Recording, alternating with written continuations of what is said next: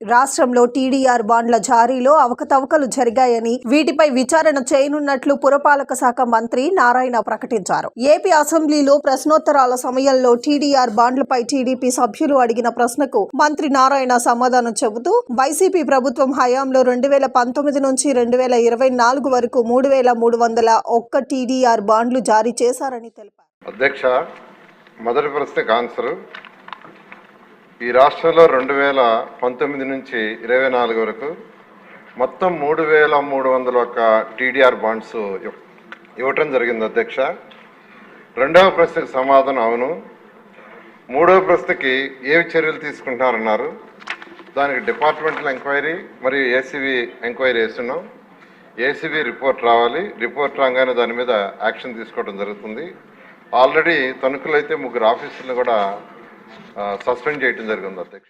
తణుకు, విశాఖ, గుంటూరు, తిరుపతిలో టీడీఆర్ బాండ్ల జారీలో ఆరోపణలు వచ్చాయన్నారు. టీడీఆర్ బాండ్ల జారీలో అవకతవకలపై శాఖ పరమైన విచారణతో పాటు ఏసీబీ విచారణ కూడా జరుగుతుందన్నారు. నివేదిక రాగానే చర్యలు తీసుకుంటామన్నారు. తణుకులో 63.24 కోట్ల రూపాయల విలువతో బాండ్లు ఇవ్వాల్సి ఉండగా 754.67 కోట్ల రూపాయల విలువైన బాండ్లు జారీ చేశారని తెలిపారు. ఒక్క తణుకులో 691.43 కోట్ల స్కామ్ జరిగినట్లు అధికారులు నివేదిక ఇచ్చారని తెలిపారు. తిరుపతిలో జరిగిన భారీ స్కామ్ పై 4 సార్లు విచారణ వేసిన కమిషనర్ సరిగ్గా స్పందించలేదన్నారు. మరోసారి తిరుపతిలో టీడీఆర్ బాండ్ల అక్రమాలపై విచారణ కమిటీ వేస్తామని, రాబోయే 15 రోజుల్లో బాండ్ల జారీని పూర్తిగా నిలిపివేస్తామన్నారు. రాష్ట్ర వ్యాప్తంగా జరిగిన అక్రమాలపై పూర్తి స్థాయి విచారణ చేస్తామని, ఎలాంటి విచారణ జరపాలనేది సీఎంతో మాట్లాడి నిర్ణయం తీసుకుంటామని ప్రకటించారు.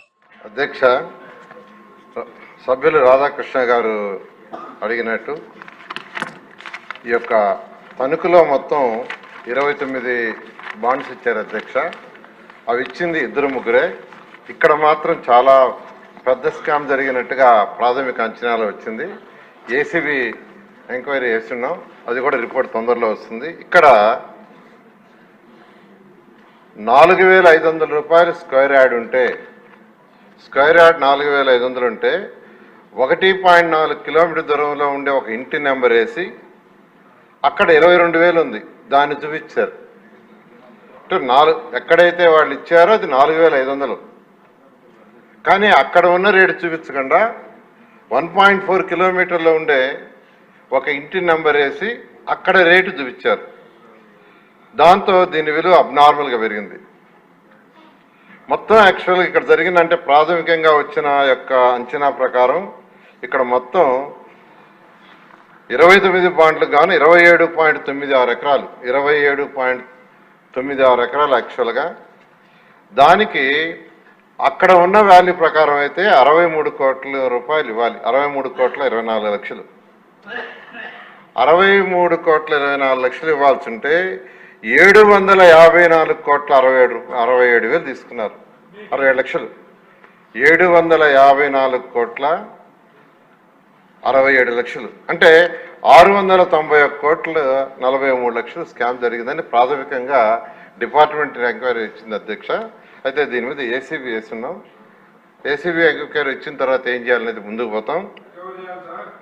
అదేవిధంగా తిరుపతిలో కూడా ఎలాంటి భారీ స్కామ్ జరిగింది. అయితే అక్కడ 4-5 సార్లు యాక్చువల్గా ఎంక్వైరీ చేసిన అక్కడ కమిషనర్ గారు ప్రాపర్ రెస్పాన్స్ ఇవ్వలేదు. 4-5 సార్లు. దాన్ని ఇప్పుడు మళ్ళీ ఎంక్వైరీ చేస్తున్నాం. అదేవిధంగా విశాఖపట్నం, గుంటూరు అక్కడ కూడా యాక్చువల్గా ఈ బాండ్స్ మీద యాక్చువల్గా వచ్చినాయి. వాటి మీద ఎంక్వైరీ చేస్తున్నాం అధ్యక్ష.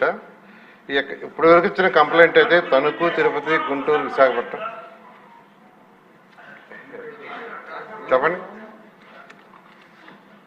పూర్తిగా అవునండి. రిప్లై అయిన తర్వాత వాళ్ళతో క్లారిఫికేషన్ తీసుకుంటారు. సో ఇంతవరకు యాక్చువల్గా ఈ 4 ప్లేసుల్లో యాక్చువల్గా మనకు కంప్లైంట్లు వచ్చినాయి. వాటి మీద ఎంక్వైరీలు వేస్తున్నాం. ఎంక్వైరీ వచ్చిన తర్వాత దాని మీద యాక్షన్ తీసుకోవడం జరిగింది. ప్రస్తుతానికి ఆ బాండ్స్ ఏదైతే ఇచ్చినవి ఉండే అన్నీ స్టాప్ చేసాం. కంప్లీట్గా స్టాప్ చేయడం జరిగింది. వాటిని బాండ్స్ని ఇంకా ఇచ్చేయొద్దన్నాం. ఇక్కడ తణుకులు అయితే 60% సేల్ చేశారు. ఒక 40% యాక్చువల్ పెండింగ్ ఉంది. విశాఖపట్నంలో అయితే అన్నీ స్టాప్ చేస్తున్నాం. ఈ విధంగా రాబోయే 15 రోజుల్లో అయితే ఎక్కడ బాండ్స్ రిలీజ్ చేయొద్దని నేను యాక్చువల్గా ఇన్స్ట్రక్షన్ ఇచ్చాను. అంటే వేరే బాండ్స్ కూడా ఇవ్వద్దు, దీని మీద స్టడీ చేసి ముందుకు పోతామని నేను అధికారులకి ఒక 15 రోజులు యాక్చువల్గా ఆపండి అని చేయటం జరిగింది అధ్యక్ష. ఈ రిపోర్ట్లు రాగానే యాక్షన్ తీసుకొని ముందుకు పోవటం జరుగుతుంది.